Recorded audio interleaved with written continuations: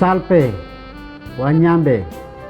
Selamat pagi saudara-saudari yang dikasihi Kristus. Mari kita mengawali hari baru dengan mendengarkan firman Tuhan yang diambil dari Injil Lukas pasal 9 ayat 18 sampai dengan 22. Tuhan bersamamu. Inilah Injil suci menurut Lukas. Pada suatu ketika, Yesus sedang berdoa seorang diri. Lalu datanglah murid-muridnya kepadanya. Yesus lalu bertanya kepada mereka, "Kata orang banyak, siapakah aku ini?" Mereka menjawab, "Yohanes Pembaptis." Ada juga yang mengatakan Elia. Ada pula yang mengatakan salah seorang nabi dari zaman dulu telah bangkit. Yesus bertanya lagi, "Menurut kalian, siapakah aku ini?" Jawab Petrus, "Engkaulah Kristus dari Allah." Dengan keras Yesus melarang mereka memberitakan hal itu kepada siapapun. Ia lalu berkata, "Anak manusia harus menanggung banyak penderitaan dan ditolak oleh para tua-tua, oleh para imam kepala dan para ahli Taurat, lalu dibunuh dan dibangkitkan pada hari ketiga." Demikianlah sabda Tuhan. Saudara-saudari yang dikasihi Kristus, tema kita hari ini adalah pengakuan Petrus, "Engkau adalah Mesias dari Allah." Dalam bacaan Injil hari ini mengisahkan pengakuan Petrus tentang Yesus. Pengakuan Petrus ini bermula dari pertanyaan Yesus tentang dirinya. Yesus mengutarakan dua pandangan tentang dirinya. Pertama, dari jawaban para pengikut dan pendengar bahwa Yesus adalah Yohanes Pembaptis atau Elia, menunjukkan iman para pengikut dan para pendengar yang terpengaruh dengan pendapat yang muncul dari luar, bukan dari hati mereka sendiri. Kedua, jawaban dari Petrus yang mewakili murid-murid yang lain bahwa Yesus adalah Mesias dari Allah, menunjukkan bahwa ia dan teman-temannya hidup bersamanya, mendengarkannya dan mengikutinya, sehingga mereka memiliki banyak pengalaman yang mereka saksikan. Jawaban para murid yang diwakili oleh Petrus menjadi jawaban pasti dari hati para murid sendiri dan jawaban yang sangat tepat. Petrus dan kawan-kawan sungguh mengakui bahwa Yesus adalah Mesias, Putra Allah yang direncanakan oleh Bapanya untuk membebaskan umat manusia melalui derita dan kematian.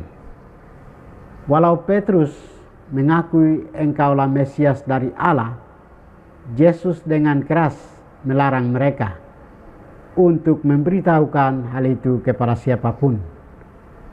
Mengapa ia melarang? Ia melarang karena misinya belum selesai. Dengan melalui penderitaan di kayu salib, pada saat itulah rahasia Mesiasnya akan terbuka bagi dunia dan terutama bagi orang-orang yang percaya kepadanya. Saudara-saudari terkasih, sebagai pengikut Kristus ada dua hal yang kita harus perhatikan. Pertama, kita harus mengenal lebih dalam pribadi Yesus dan mengasihinya dan mengasihi diri dan sesama.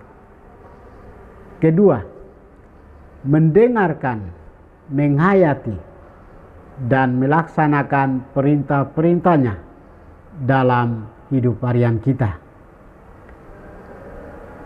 Jikalau kamu menuruti perintah-perintahku, kamu akan tinggal di dalam kasihku, seperti aku menuruti perintah Bapakku dan tinggal dalam kasihnya. Sabda Tuhan.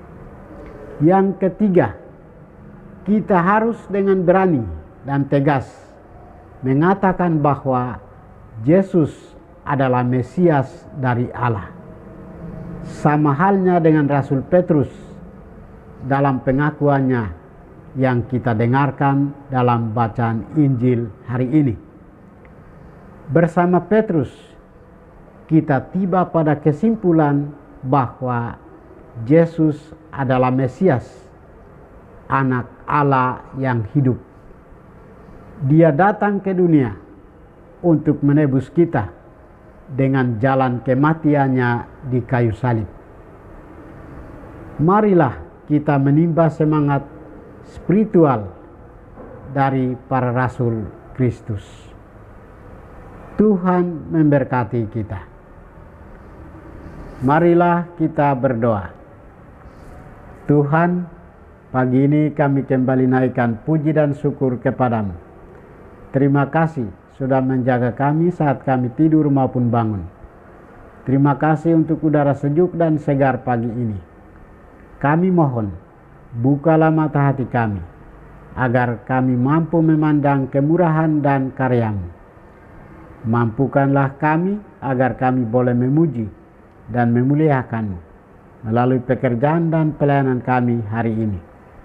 Bukalah hati kami, agar kami menyadari kesalahan kami dan bertobat. Semoga dengan rendah hati, kami menerima rahmat-Mu yang tinggal dalam hati kami. Kristus terang dunia, berkatilah keluarga kami.